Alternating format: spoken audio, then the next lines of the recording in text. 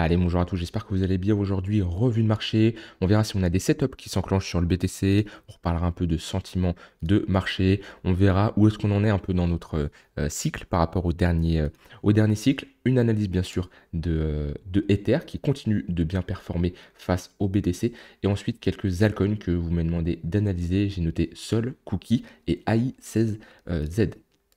Alors, je commence ici par le BTC. Et ben, on continue, on poursuit dans cette dynamique haussière depuis qu'on a réintégré le niveau des 113 000 dollars. Et puis voilà, on va chercher doucement les 117 000 dollars. C'est l'objectif qu'on s'était déterminé, qu'on avait déterminé ensemble si on avait eu cette réintégration. Et pour le moment, on y va doucement mais sûrement. On a une mèche assez haute ici pour venir chercher les 116 300 dollars. Et mine de rien, on n'est pas si loin de la TH.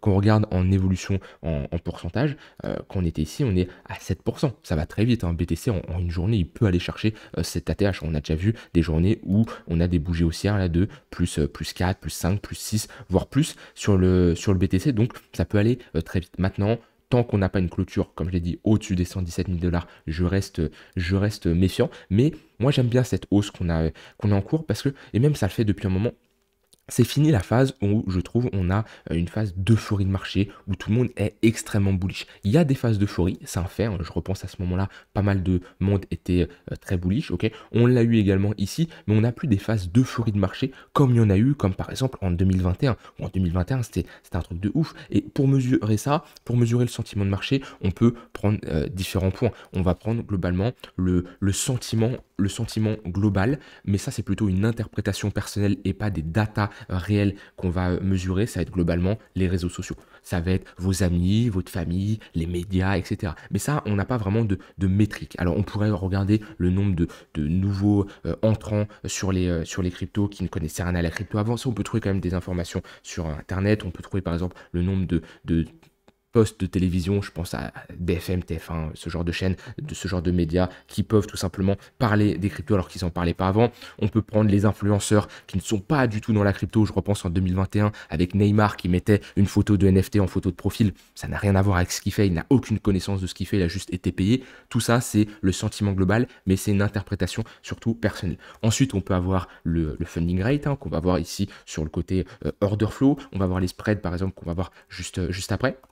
Et ça nous permet globalement de mesurer le sentiment de marché. Parce que je vous rappelle, l'analyse technique, c'est une chose, mais mesurer le sentiment de marché, ça vous permet surtout de déceler des potentiels top ou des potentiels bottom. Parce que moi, ici, j'en avais parlé en vidéo, je vous avais dit, pour moi, on a de grandes chances de bottom et de retourner chercher à minima les 28 000 dollars. Et ça, je l'ai fait parce que déjà, d'un point de vue technique, j'avais des petits signes d'affaiblissement et on était revenu chercher des niveaux assez bas. Mais surtout parce que, d'un point de vue sentiment de marché, tout le monde voyait les 12 000 dollars. Okay, et ça, le sentiment de marché m'a permis de mesurer qu'on avait des chances de poser un bottom. Maintenant, pour ces tops de marché, alors je trouve que les tops sont plus durs à avoir que les bottoms. Moi, en tout cas, c'est mon cas. J'arrive plus facilement à avoir un bottom de marché qu'un top.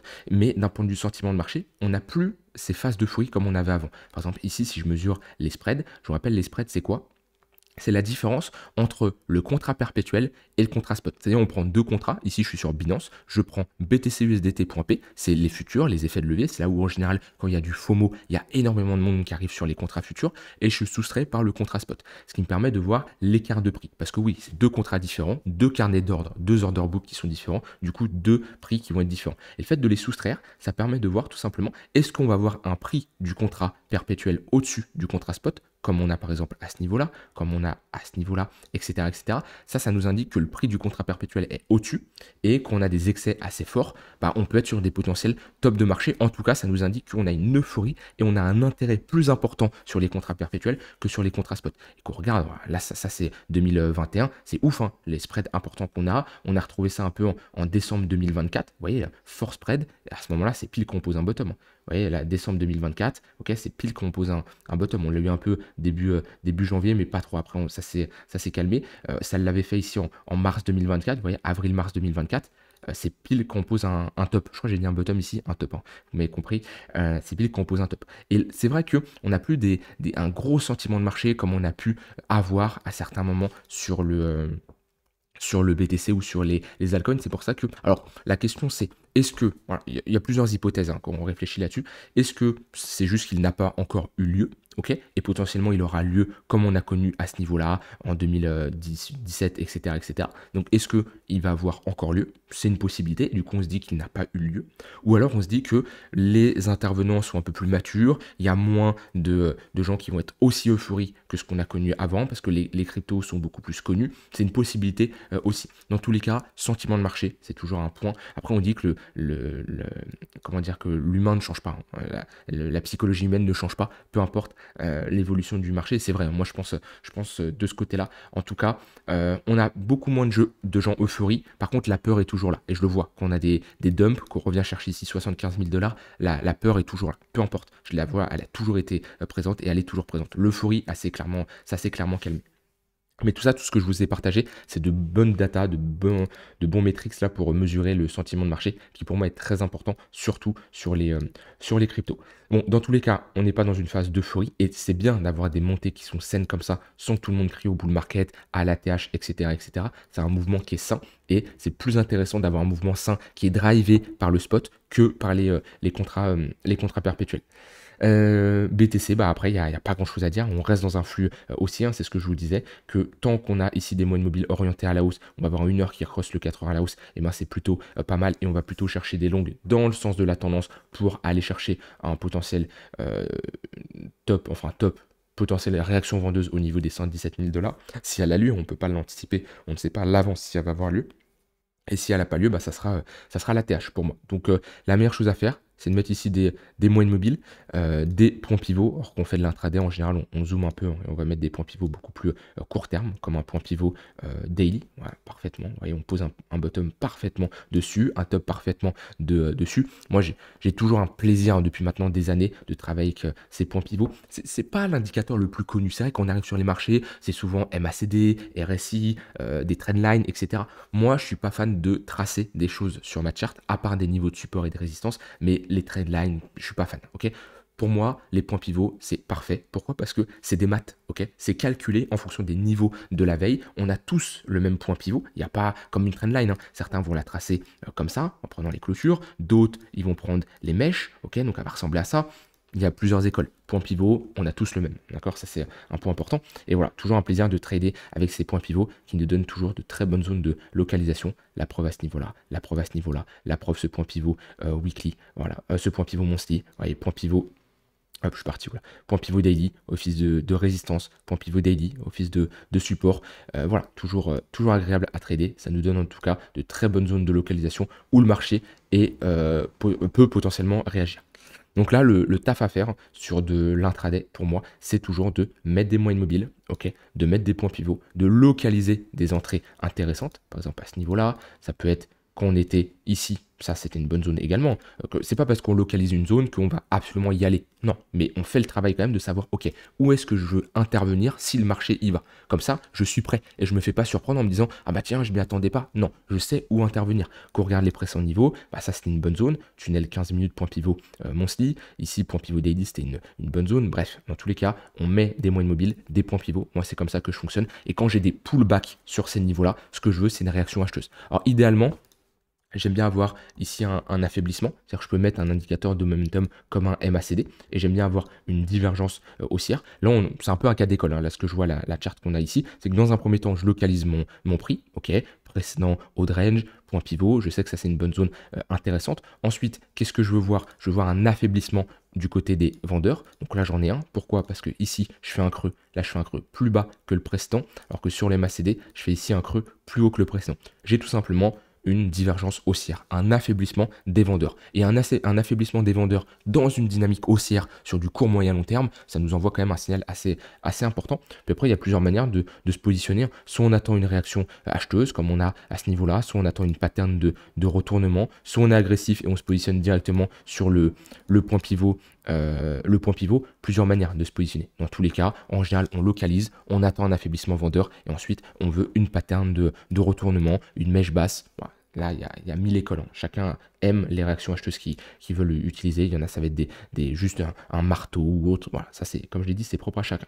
Mais pour moi, je reste bullish ici sur le BTC qui a plus de chances d'aller chercher les 117 000. Alors, je vais revenir en arrière parce que j'ai tout supprimé. Je ne veux pas tout supprimer. Voilà, parfait. Hop, on va faire ça. Et oui, objectif pour moi, 117 000 dollars. Comme je dis, attention, 17 septembre qui arrive très prochainement, ok, c'est dans quelques jours. 17 septembre, qu'est-ce qu'on a? La réserve des États-Unis qui va décider de baisser ses taux. Est-ce qu'on va avoir une baisse, deux baisses? Comment? Pour moi, je pense qu'on a de fortes probabilités d'avoir qu'une seule baisse de taux. Mais ce qu'il va falloir surveiller, c'est surtout le discours de Jérôme Powell. Ça, c'est le point le plus important. Comment est-ce qu'il va être rassurant? Est-ce qu'il va confirmer les 2 prochaines baisses des taux qui vont pouvoir arriver en fin d'année? Comment il voit les choses? Parce que là, il va falloir qu'il se mouille. Ça y est, c'est fini. Powell qui se dit, ok, j'attends d'avoir des stats, j'attends d'avoir des données, l'inflation remonte un peu. Non, là, on est dans le concret. C'est plus quand on stabilisait à aucune baisse des taux pendant des mois. Là, les taux vont baisser. Il va falloir qu'il se mouille, il va falloir qu'il parle un peu plus que ces discours de 6 minutes. Donc voilà, il va falloir surveiller tout ça. Là, ça va créer de la volatilité. Là, attendez-vous à ce niveau-là, mercredi 17, là, entre 18h et allez, 22h, voire minuit, ça dépend de comment ça se passe, là, d'avoir pas mal de volatilité. Donc, affaire à suivre. Dans tous les cas, on regardera tout ça en temps réel de mon côté. N'hésitez pas à rejoindre le Discord pour ceux qui veulent discuter de ça en direct. Voilà là-dessus pour le BTC. Alors, au niveau d'Ether. Ether, c'est très bien ce qu'il nous fait. C'est très bien, pourquoi? Parce qu'on l'avait vu ensemble, c'est le niveau des 4500 dollars, fallait qu'il break. Et là, il est parti pour le break. Moi, ce que je surveillais, c'est est-ce que j'ai un short squeeze ou pas? Ce que je voulais absolument pas qu'on fasse, c'est tout simplement un break et une réintégration, ou alors juste une mèche. C'est-à-dire que là, on fait juste une mèche. Vous voyez cette mèche-là, là? Et bien, on fait la même, par exemple, à ce niveau-là. Et on clôture dans le rouge. Pire chose possible, parce que ça veut dire qu'on a une prise de liquidité et ça nous indique tout simplement que ici on déclenche des stops, on déclenche des buy market, parce que je vous rappelle, un short qui est à ce niveau-là, où on clôture sa position, et ben c'est une fermeture de position. Quand tu es vendeur, ensuite tu rachètes ta position. Je te rappelle, quand tu longues le marché pour clôturer ta position, tu deviens vendeur. Et quand tu es vendeur, pour clôturer ta position, tu la rachètes, tu passes acheteur. Donc là, le fait de repasser au-dessus de ce niveau-là, il y a énormément d'achats qui s'exécutent. Et là, il y a deux choses. Est-ce qu'on a une absorption? Une absorption, c'est tout simplement plein d'achats qui s'exécutent, mais en face, une contrepartie qui arrive avec des vendeurs qui se manifestent. Ça, en général, c'est pas ce qu'on veut voir quand on est bullish comme ça. Et c'est pas ce qu'on veut voir du tout. Soit alors, on a une bonne clôture avec de l'acceptation au-dessus. Chose qu'on est en train de faire. Donc là, c'est plutôt pas mal. Par contre, idéalement, ça me donne une invalidation. Je ne veux pas repasser sous ce niveau-là. Et pour prendre un peu plus large, je ne veux pas repasser en dessous de cette bougie impulsive qui nous a break cette zone de résistance. Maintenant, Ether ici qui casse ce niveau-là, qui valide cette pattern en W, qui repasse au-dessus de ces moyennes mobiles. Pour moi, c'est la TH. Là, il n'y a pas 1000 objectifs, d'accord? C'était la seule résistance à l'intérieur de cette phase de latéralisation. Ça fait un mois là à peu près qu'on latéralise sur Ether. On passe au-dessus de ce niveau-là. Bon, bah, pour moi, Ether, c'est bullish et il n'y a pas grand-chose qui peut nous empêcher d'aller chercher la TH. Ouais, il reste une petite résistance à peu près à ce niveau-là à aller chercher. On verra comment on réagit. Mais non, c'est plutôt pas mal. Puis même si je mets un indicateur de momentum comme le MACD, on voit qu'on retrouve ici un momentum plutôt bullish. Okay. Comme je dis, il y a plein d'indicateurs de momentum. Certains vont préférer le RSI. Moi, j'ai toujours pris l'habitude de trader avec le MACD. Voilà, on voit que le RSI, il est bullish. Alors certains vont me dire, non, attention, on est en surachat, c'est grave, etc. On peut être en surachat et continuer à monter. La preuve ici, alors on est en surachat. Ok, on va faire un nouveau sommet juste après, d'accord? Donc non, on peut rester en surachat un long moment et c'est pas parce qu'on est en surachat que c'est grave, ok? Voilà, de mon côté sur Ether, j'ai tout dit. Et si, on va voir les targets au cas où on fait un nouvel ATH, c'est ça que je réfléchissais. Alors, les targets long terme restent les mêmes, ok? Je prends un Fibo, sommet à ce niveau-là, creux le plus bas, ok? Là, ça me donne des targets entre les 118 et les 100% d'extension, donc entre les 7300 et les 8800 dollars. C'est souvent des targets qui sont respectés. Lors du dernier cycle, on a été bien au-delà. Ok, entre les 118 et 100%, on était même plus haut. Après, si on va plus haut, d'accord, on peut mettre d'autres targets. On peut mettre par exemple les 2618. Hop, 2,618 de Fibo. Si on va encore plus haut, on peut mettre ici les 3,618. Voilà, c'est des targets comme ça qui nous permettent d'avoir une zone pour potentiellement prendre ses profits. Alors c'est pas parce qu'on a défini les 318, 418, etc. que le marché va absolument top dessus, mais c'est des niveaux intéressants pour prendre ses profits sur la montée.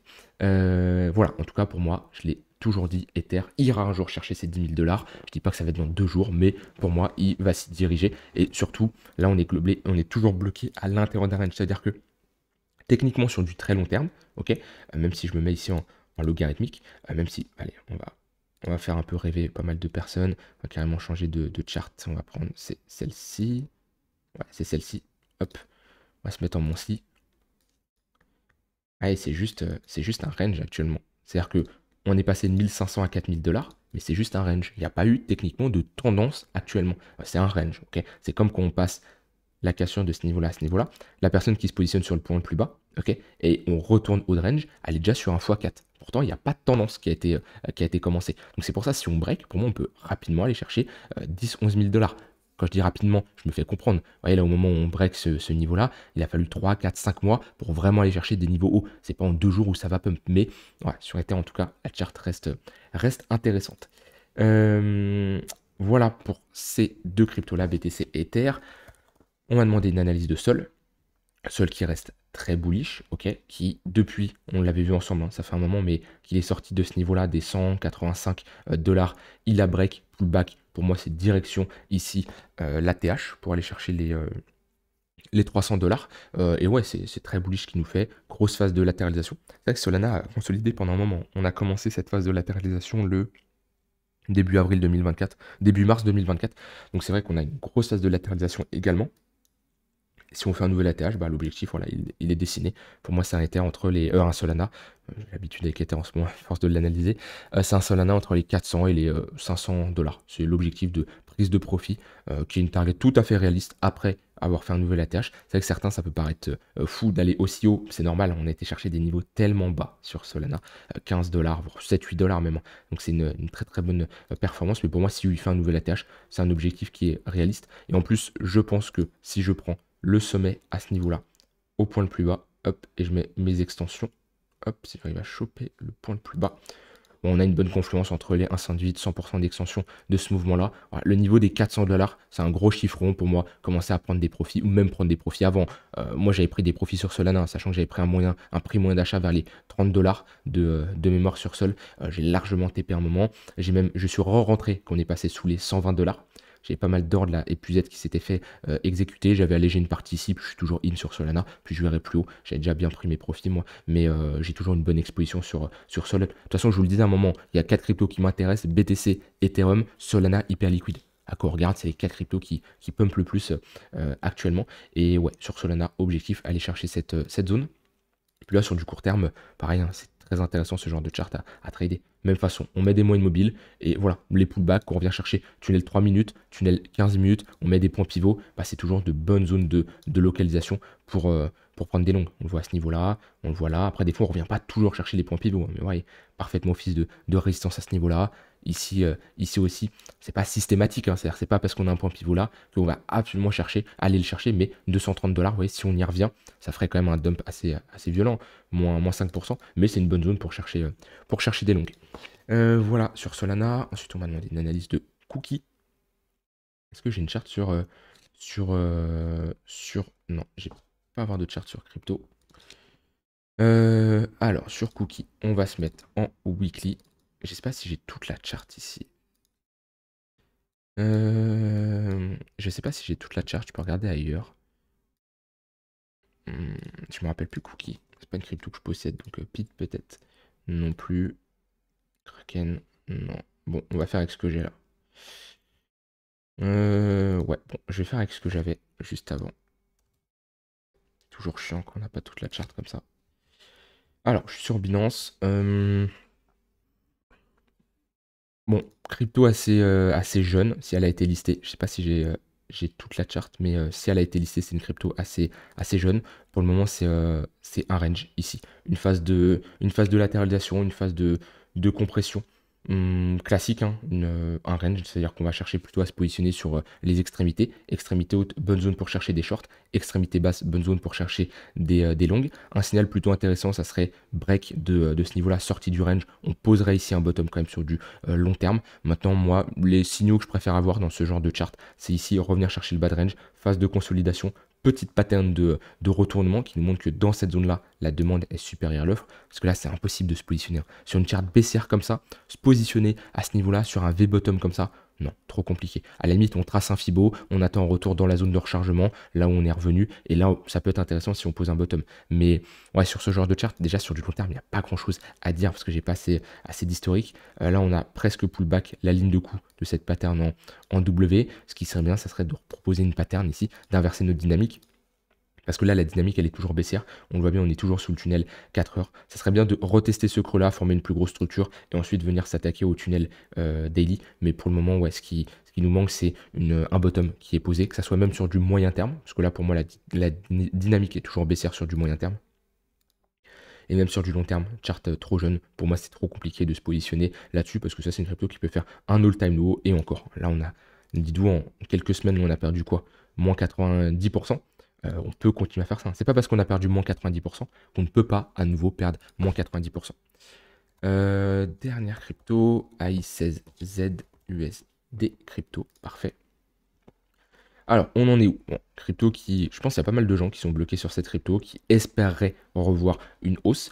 Pourquoi je vous dis ça? Parce que c'était énormément la hype quand on était à ce niveau-là. Tout le monde en parlait, tout le monde me demandait est-ce que c'est une bonne idée de rentrer. Toujours, hein, ça change pas. Hein. Quand vous me demandez est-ce que c'est une bonne idée de rentrer, qu'on a une charte comme ça qui nous fait 6 bougies weekly consécutives dans le vert, limite, et une telle performance, vous connaissez ma réponse, je vais bien sûr vous dire non, mais je vais vous dire oui sur du court terme, sur de l'intraday, il y a de quoi faire de la perf, sur du long terme, non.